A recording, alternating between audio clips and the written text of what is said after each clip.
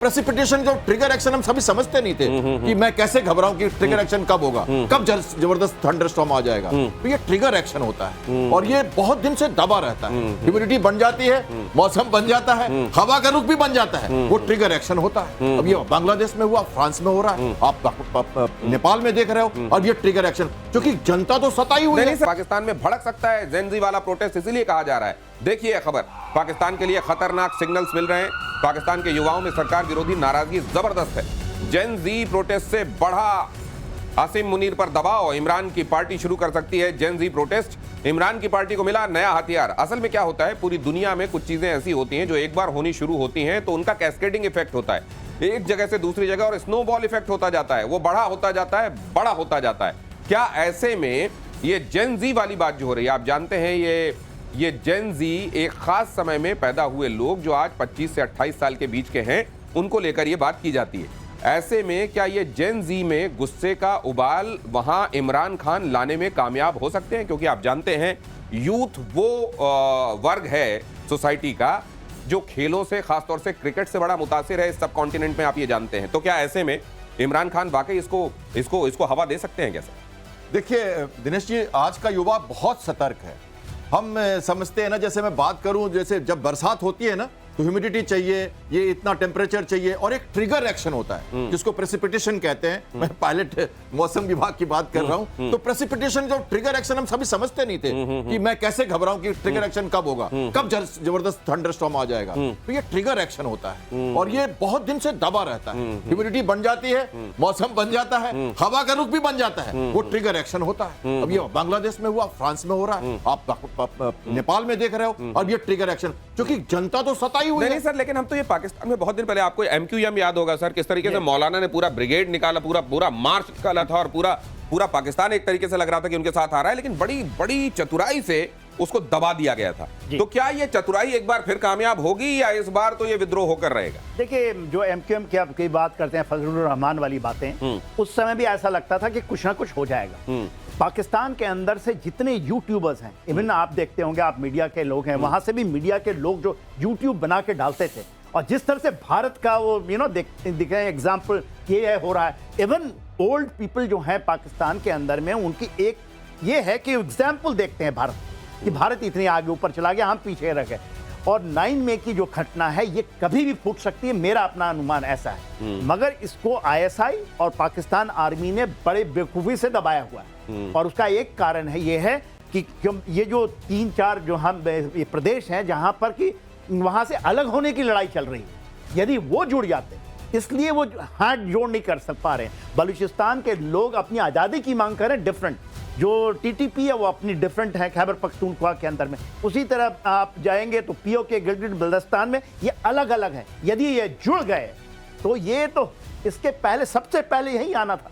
एक बात ऐड करना चाहूंगा मैं यहाँ पे, ये कौमी जो हुआ था ना, जैसे 9 मई की बात कर रहे हैं, तो वो हुआ था कौमी मूवमेंट। ये कौमी मूवमेंट जो है वो अलग है। ये जो मूवमेंट हो रही है, ये अगर पूरे ये अफगानिस्तान, ये जैसे बलूचिस्तान में भी वही प्रॉब्लम है, सिंध में भी वही प्रॉब्लम है, खैबर पख्तूनख्वा में भी वही प्रॉब्लम है। तो ये जो बहुत गहरा इशारा कर रहे हैं आप, ये कह रहे हैं कि कौमी वाली बात नहीं है, आप ये रोटी कपड़े और मकान से अस्तित्व से जुड़ी बात है। ये जब हुआ तो पाकिस्तान शायद एकजुट भी हो जाए, हो सकता है वो एकजुट हो जाए, क्योंकि सबकी समस्या कॉमन है, और ये बात हमें अलग समझनी चाहिए। ये कौमी नहीं है। इस बार जो हालात बन रहे हैं, और ये जो कहा जा रहा है कि वो ट्रिगर पॉइंट जिसमें प्रेसिपिटेशन शुरू होकर बारिश शुरू हो जाती है, बादल होते हैं, मौसम बनता है, ह्यूमिडिटी होती है, लेकिन एक होता है ट्रिगर पॉइंट जिस पर वो अचानक बारिश शुरू हो जाती है।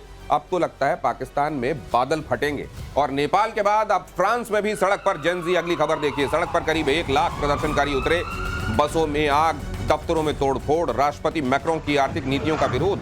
हालात काबू करने के लिए 80,000 पुलिस वाले फ्रांस में तैनात किए गए हैं, और इस समय बहुत बल प्रयोग करके इसको दबाने में वहां पर प्रशासन लगा हुआ है, लेकिन इसमें वैसी कामयाबी मिल नहीं रही है। और इसमें इसको जो नाम दिया गया है, सब कुछ रोक दो, इसको वहां जिस कैंपेन का जो नाम दिया गया है उसमें उसका जो टैग लाइन है वो ये कहा गया है कि हर चीज को ग्राइंड हॉल्ट पे ला दो, ऐसी स्थितियां बना दो कि सरकार हमसे बात करने के लिए मजबूर हो जाए। सर, फ्रांस में भी ये चल रहा था क्या? बहुत दिनों से चल रहा था। बहुत पहले से चल और रहा ये इसमें बेसिक नाराजगी क्या है? देखिए अगर बजट को देखते हुए कुछ जगहों पर बजट एलोकेशंस कम करने पड़े तो ये तो सरकार की मजबूरी है। नहीं, उसका कारण मेन है, एक साल में 4 प्रधानमंत्री आपने सुना है? एक साल में 12 महीने में 4। अब इसलिए हुआ है, भड़का इसलिए प्रधानमंत्री ने रिजाइन किया है। आप कैसे आप बताइए सत्ता को कैसे आप चलाएंगे राजनीतिक तरीके से? दूसरा, वहां पर एक बहुत बड़ा खेमरा है जिसको कहते हैं ट्यूनीशिया इफेक्ट, जो कि आपका लीबिया से जो मुस्लिम्स आए थे वो पूरी उनकी पूरी पकड़ है और वो कभी भी फुटता है। जिस तरह से उनको सप्रेस करते हैं ये लोग, क्योंकि तो लिबरलाइज वे में आए थे कि फ्रांस में रेवोल्यूशंस होता है, तो इसलिए क्या है। और जो इमानुएल मैक्रोन ने उनको वहां का जो हाल किया हुआ है, खास करके अपने घर में तो कुछ बचा नहीं है अभी, क्योंकि इस तरह से जा रहे हैं। ये चाहते हैं कि पूरा का पूरा यूरोप का जो सत्ता है इनके हाथ में आ जाए, माने ये इसके नुमाइंदे हो जाएं। यही उनकी सोच है ना। इमानुएल मैक्रोन क्या करते हैं आज के दिन में, इनका जो रेटिंग है वहां पर बहुत कम तो है। आप ये कह रहे हैं कि जो शरणार्थी आए थे वहां पर, मुस्लिम शरणार्थी, उनको ये लगा था कि हमारे लिए तो यहाँ पर सब कुछ आसान रहेगा, लेकिन अब वहां थोड़ा टाइट हैंड से उनको डील किया जा रहा है और इसलिए वो सरकार के खिलाफ है। वो टाइट हैंड से डील नहीं कर पा रहे हैं ना। अच्छा, वहां के लोगों के अंदर में जो है, फ्रांस के लोगों में और जो ये कम्युनिटी के अंदर में जितने बार भी हुआ है, इन दोनों के बीच में होता है। अच्छा, वो तो इतने छूटे हुए हैं कि कुछ भी कर सकते हैं। हाँ। तो यहाँ पर जो मुस्लिम ब्रदरहुड की बात होती है फ्रांस के अंदर में, वो तो लोग रोकना चाहते थे मगर रुका नहीं। वहां पर तो रोकना चाहते थे, देवर अगेंस्ट कि सबसे पहले फ्रांस में रोक पाएंगे। तो इस तरह के जब हालात किसी देश में होते हैं तो क्या वहीं पर अचानक कुछ अंदर खदबदा रहा होता है जो सतह पर आ जाता है, या एक्चुअली वो खदबदा तो बहुत दिनों से रहा होता है लेकिन फिर कोई एक बड़ी विश्व की ताकत जो है उसको हवा देती है और वो तब सतह पर आता है? ये बात तो आप लगातार देख रहे हो हमारी परिस्थितियों में, इंडियन ओशियनिक रीजन में हो या रीजनल बात करें या ग्लोबल बात करें, चाहे इवन ब्रिटेन में लगातार देखिए ये जो, या कनाडा की बात कर लें आप, तो कनाडा में भी हुआ था। तो जहां भी कौमी एक तरह से जब ये दिक्कतें आती हैं तो थोड़ा करके चलता रहता है। अगर सही ढंग से उसको दबा, देखिए कोई दबा भी नहीं पाता। ये कौमी ऐसी सिचुएशन है जिसमें दबाना भी बड़ा मुश्किल होता है, खासकर प्रोग्रेसिव स्टेट जैसे फ्रांस है या यूके है, इटली है। यहां पे जब ऐसी प्रॉब्लम्स आती हैं तो वहां पे ह्यूमन राइट्स की इतनी ज्यादा प्रॉब्लम्स है, आपस में इतनी ज्यादा भिड़ जाते हैं लोग कि आपस में भिड़ के रुक जाती है बात। तो अब जब देखिए अगर पॉलिटिकल विल पावर सही नहीं हो और अगर सही स्टर्न एक्शंस नहीं लिए गए तो ये ट्रिगर एक्शन शुरू होता है। ये उसी का नमूना है। और आज का जो मैंने कहा ना, युवा सतर्क है, मीडिया से कनेक्टेड है, एक से एक साथ लाखों लोग जुड़ जाते हैं, मिनट के अंदर कई लोग एक साथ आ जाते हैं, वोटिंग करने लग जाते हैं। आप देखो नेपाल में क्या हो रहा है। तो इस तरह की बातें जब होगी तो डरना पड़ता है पॉलिटिकल पावर्स को भी, और पहले से एंटिसिपेट करना पड़ता है प्रॉब्लम को, ग्राउंड रियलिटीज पे रहना पड़ता है। जो लोग नहीं कर पाते तो मैक्रोन की तरह उनको दिक्कतें आती हैं। और एक डर यहां पर भी है, ये इजराइल के दुश्मनों का डर है। क्यों है जरा देखिए, कतर में हमास का पॉलिटिकल ऑफिस तबाह हो गया। हमले के वक्त इमारत में हमास के कई टॉप कमांडर मौजूद थे। खलील अल हया, खालिद मशाल, जहीर जबरीन मौजूद थे। इजरायली अटैक के बाद मलबे में शव की तलाश हो रही है। गाजा सीज फायर पर चर्चा के लिए कतर में हमास के लीडर थे। अब आपको इस खबर के बारे में विस्तार से ये बता दूं कि कल ये खबर आई कि इजराइल ने कतर के अंदर एक जगह पर हमला करके अपने दुश्मनों को ठिकाने लगा दिया है। हमास के लीडर्स थे वो। अब ये हमास के लीडर्स वहां पहुंचे क्यों हुए थे? कहा यह जा रहा है कि अमेरिका की पहल पर ये हमास के लीडर्स थे जो कतर के नुमाइंदों के साथ बातचीत करने के लिए पहुंचे हुए थे, ताकि ये बाद में अमेरिका और इजराइल तक हमास के लीडर्स की बात को पहुंचा सके। इजराइल ने कहा नथिंग डूइंग, हमारे दुश्मनों को वहां मत बैठाओ, हमको पहल की जरूरत नहीं है, हम इनको वहीं खत्म करेंगे। और वहां पर उन्होंने बिल्डिंग के ऊपर अटैक कर दिया। अब ये लोग जुटे हुए थे वहां असल में शांति वार्ता के संदर्भ में। इजराइल को लगा कि नहीं, इनसे शांति वार्ता हो नहीं सकती, हमको इबॉलिश ही करना है इनको, और वहां पर इन्होंने मार दिया। अमेरिका कह रहा है कि हमारी पहल पर हो रहा था। इजराइल ने कहा कि हमने अमेरिका को इस बारे में बता दिया था कि हम उस जगह को टारगेट करेंगे। अमेरिका कह रहा है हमको मालूम नहीं है। अब ये जानबूझकर ऐसा किया जा रहा है या वाकई ये ऐसा ही घटा होगा? एक्सपर्ट्स क्या कहते हैं जनरल सर? देखिए, ये तो अमेरिका ने इनको इन्फॉर्मेशन दिया था। ये तो आगे व्हाइट हाउस के भी जो स्पोक्सपर्सन है, दैट लेडी इज सेइंग कि हमने उनको पहले बता दिया था कि आपके ऊपर हमला आ रहा है, और इन्होंने इन्फॉर्मेशन दिया, उन्होंने मारा। ये एब्सोल्युटली है। देखिए, हमास मतलब अमेरिका ने दोनों काम किया। दोनों काम। इजराइल को कहा कि वहां पर है, देख लो तुमको क्या करना, और वहां कह दिया कि तुम्हारे ऊपर हमला हो सकता है, तुम्हारी जगह। डोनाल्ड ट्रंप कह रहे हैं कि हमने नहीं पता है, हमें कुछ नहीं पता है। देखिए, तो ये गेम तो खेलते ही खेलते हैं। देखिए हुआ क्या है, वहां 6 लोग मारे गए, ये तो कंफर्मेशन है, जिसमें से 3 तो आप बता ही दिया, आपने नाम दे दिया। और ये कौन है? अहिया सिनवार के नंबर है, now he is the heading Hamas Hamas के लीडरशिप को अधिक खत्म करना है। उनके जो फाइनेंशियल हेड है वो मारे गए। इसके अलावा इस्माइल हानिया के से भी पहले जब उन्होंने 6 डे वॉर हुआ था तब छोड़े थे, वो इसमें मारे गए। सर लेकिन मैं देख रहा था कल इजराइल से बहुत सारे ट्वीट आ रहे थे जिसमें वो कह रहे थे अब हमारा बोर्ड कंप्लीट हो गया, हमने जितने टारगेट बनाए थे कि हम इनको समाप्त करेंगे, हमने पूरे लोगों को समाप्त कर दिया। मतलब क्या इनका मिशन अकम्प्लिश है?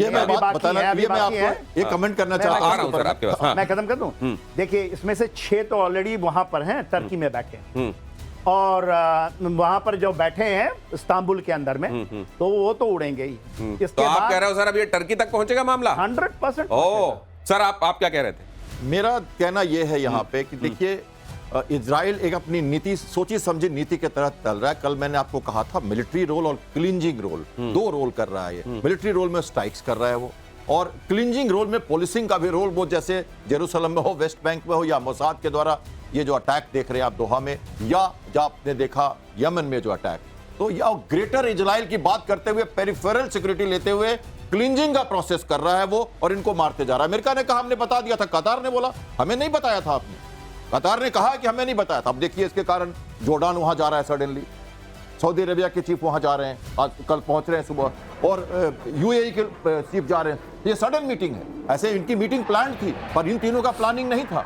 अब ये सडन डेवलपमेंट हुई है क्योंकि कतार अपने को एक मीडिएटर मानता है, वो जैसे हमने कहा था वो मीडिएटर है, और सब कह रहे हैं यार कतार को भी तुमने लूट लिया। और अब क्या है, वो कह रहे हैं कि नाटो का सदस्य है इजिप्ट, जो सर कह रहे हैं, सॉरी टर्की, तो वहां वो शरण लेना चाहते हैं कि वहां आर्टिकल 5 में वो नाटो के पक्ष इजराइल ने तो क्लियर किया हुआ है कि आप दुनिया के किसी कोने में चले जाएं, ये हो सकता है नेटो का मुगालता मन में पालकर, और टर्की भी ये सोच रहा हो कि अगर इजराइल के दुश्मनों को यहां पर शरण दे देंगे तो इजराइल यहां कुछ नहीं करेगा। इस मुगालते में किसी को नहीं रहना चाहिए, वो इजराइल है। अगली खबर देखिए, कतर पर इजरायली हमले से टेंशन में है तुर्की। यही बात हम आपको बता रहे हैं कि इस्तांबुल में हमास का पहले से ही दफ्तर मौजूद है। इजराइल हमास को अस्तित्व का खतरा मानता है, जहां भी हमास को पनाह वहां पर इजराइल का अटैक होगा। गाजा, तेहरान, दोहा के बाद अब तुर्की का भी अगला नंबर हो सकता है। लेकिन क्या सोचेगा इजराइल, क्या सोचेगा 1-2 बार, या उसने ये कम से कम अपने दुश्मनों के संदर्भ में उसके थॉट प्रोसेस क्लियर है? देखिए वो सोचने वाला नहीं है, उसको हमास को खत्म करना 100%। इनके जो मेन ये तो थे हेड्स थे, मगर जो उनका मेन एक्चुअली जो ये है जिससे कि वो डायरेक्टली गाजा से लिंक्ड हैं, वो हैं आपके तुर्की में बैठे हुए। और देखिए उनके 2 दफ्तरें थी, एक तो कतार में थी और एक तुर्की में, और वो एब्सोल्युटली उन्होंने 6 फिगर ग्रेटर ब्रिटेन लगा के बैठे हुए हैं। जिस दिन इनको इंफॉर्मेशन मिला कि इस तरह की कोई मीटिंग चीटिंग है, उड़ा देंगे। ये तो आपको इंफॉर्मेशन के ऊपर है। मान लीजिए दफ्तर को खत्म किया तो बच जाएंगे, और अमेरिका ही देगा इनको इंफॉर्मेशन। ये अभी आपको बता देता हूं। इसके पहले आपने अभी कल 2 दिन पहले खबर किया था ना, सीरिया के ऊपर में आपने होम्स में बोला था, होम्स के अंदर में जितने मिसाइल तुर्की ने भेजे थे और जितने एयर डिफेंस, सबको मार के खत्म किया।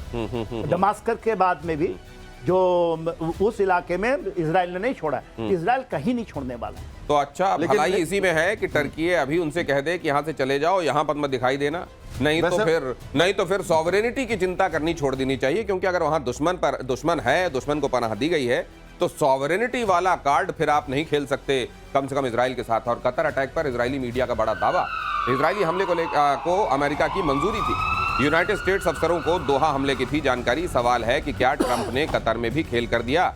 हालांकि ट्रंप ने सफाई दी है कि हमला पीएम बेंजामिन नेतन्याहू का फैसला था, उनका फैसला नहीं था। लेकिन सर इससे क्या अमेरिका की क्रेडिबिलिटी इरोड होगी? कोई क्रेडिबिलिटी पर फर्क नहीं पड़ेगा, या ट्रंप के होने के बाद क्रेडिबिलिटी के लिए बचा क्या है? आपको क्या लगता है? आप उनकी क्रेडिबिलिटी है, वो यही चीज, अमेरिका यही दादागिरी करता है। और देख ली, इसलिए अमेरिका है, ये भी मान लीजिए पेंटागन, अमेरिका अभी भी बचा हुआ है। किसी आप जब बन जाते हैं ना, साधु संत बन जाते हैं, तो आपकी कोई कैटेगरी नहीं होती है, कैटेगरी दादागिरी की ही है। ये टैरिफ लगा लो, ट्रेड ले लो, मारना देख लो, आना ईरान के ऊपर में 37 घंटे का हैमर स्ट्राइक किया उन्होंने, ऑपरेशन हैमर स्ट्राइक, अभी वहां पहुंच रहे हैं। ये तो बड़ा ये तो दुनिया को ये सिखाया जा रहा है, बताया जा रहा है कि शराफत अली को शराफत मार डालेगी, इसलिए शराफत छोड़ के ही बाकी सब चीजें, ये अमेरिका तो यही बता रहा है। तो अमेरिका को जब यही वाली दवाई कोई दूसरा देगा तो उसको कड़वी लगेगी कि नहीं लगेगी? लग रही है ना, दे रहा है ना, भारत दे रहा है कि नहीं दे रहा है, आप ये बताइए। वो तो कह गए कि हम तो ऑपरेशन सिंदूर में उनको भेजना नहीं, लेकिन कैप्टन शाम ने एक बात कही थी सर कि दिवाली आने के पहले पहले आप देखेंगे कि ये जो टैरिफ का झाग है ये बैठने लगेगा। देखिए- ये आपको कैसे महसूस, ये अचानक जो सुर बदलने लगे हैं, ये वैसे ही जैसे इनको हफ्ते में एक आध बार कुछ अजीब सा होता है, तरंग आती है, वैसी तरंग आई है या चलेगी ये लंबी? ये भी ऐसा नहीं है। हाँ। मैं ये जैसे बोन होमी चलेगी? ये नहीं चलेगी। हाँ। ये देखिए मेरा आकलन जो लगातार जब से मैं ट्रंक पहले में भी थे आप भी हैं, उनको मैं जब देखता हूं, उनकी स्वभाव को देखता हूं, उनकी बातों का आकलन करता हूं या उनके जो डायलॉग्स होते हैं, हाँ। उसके हिसाब से ये मेरा आकलन है। प्लस जो भारत की स्थिति है, हाँ। ग्लोबल जो परिप्रेक्ष्य में हम देख रहे हैं भारत की स्थिति, हाँ। दूसरे राष्ट्रों के साथ हाँ। पैरेलल जो हमारा ग्रोथ है उसको मिलाते हुए भारत के प्रधानमंत्री ने वो कह रहे हैं मोमेंट्स ऑफ ओकेजन है, हाँ। और ये भी कह रहे हैं कि हमने सोचा था हमने खो दिया, सर लेकिन मेरे ऐसा को तो हुआ इनको नहीं देख है। के वो याद आता है, ये चेहरा भी, ये हमारे ग्राफिक्स ने बड़ा सही और माकूल चेहरा बनाया है यहाँ पे। ये मेरे को कोई याद आता है जिन्होंने बच्चों से कहा कि तुमको जो सवाल मन में आता है मेरे से पूछो। उन्होंने कुछ एक सवाल पूछे कि कुतुब मीनार कहाँ है, अच्छा ताजमहल के बारे में बताइए। उनको कुछ नहीं मालूम था, नहीं बोले ये तो नहीं मालूम, ये भी नहीं मालूम। तो बोले कि तो फिर आपसे क्या पूछें? नहीं जो मन में आता है पूछो, पूछोगे नहीं तो तुम्हारा जीके कैसे बढ़ेगा। ये वही वाला हाल है इनसे, आप कोई तवक्को नहीं कर सकते लेकिन इनके साथ डील करना बंद भी नहीं कर सकते।